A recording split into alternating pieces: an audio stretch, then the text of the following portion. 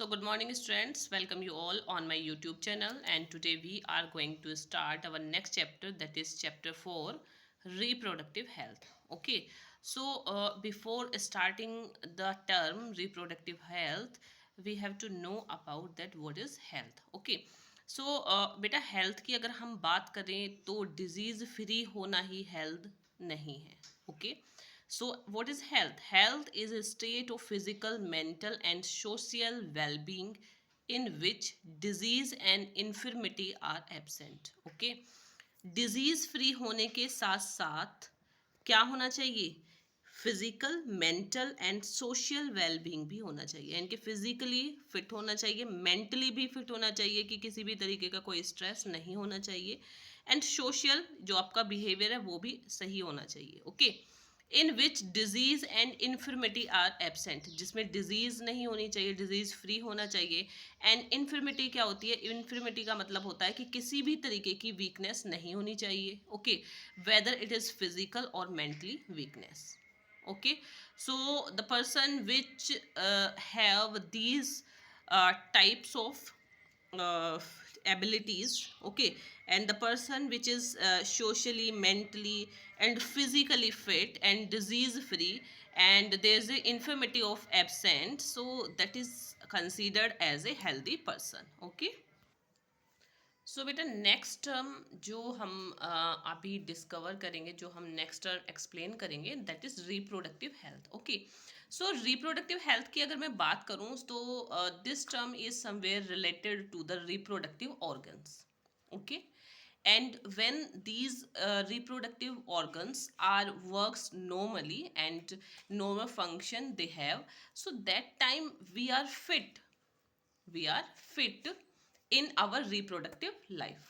Okay, so अगर WHO क्या है? वर्ल्ड हेल्थ ऑर्गेनाइजेशन, जहाँ पर सभी जो डिजीज़ होती हैं, ठीक है, और जब भी जो भी हेल्थ से रिलेटेड इश्यूज होते हैं उसका डेटा होता है. ठीक है, तो according to the WHO, reproductive health can be defined as a total wellbeing. अब टोटल की बात यहाँ पर आती है तो टोटल में कोई वन थिंग हम नहीं ले सकते. टोटल हम किसका करते हैं?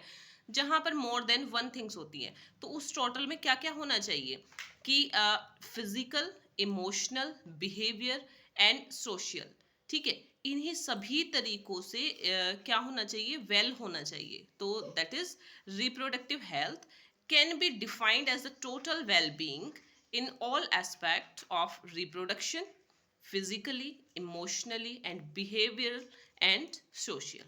Okay, अब बात आती है कि रिप्रोडक्टिव हेल्थ में क्या क्या इंक्लूड होता है.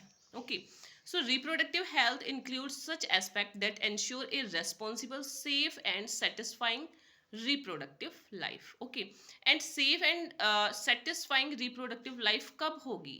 ओके, जब हमें रिप्रोडक्टिव हेल्थ से रिलेटेड कोई भी इशू नहीं होगा. ओके, सो दैट टाइम क्या होगा कि रिप्रोडक्टिव लाइफ जो होगी वो हमारी सेटिस्फाइंग होगी और सेफ होगी. ओके, अब now the question arise why we are talking about the reproductive health. Okay, because you know very well that India में क्या होता है कि हम अगर रिप्रोडक्शन से रिलेटेड कोई भी टर्म डिस्क्राइब करते हैं तो इसको ना समवेयर कहीं लिटरली शेमफुल माना जाता है.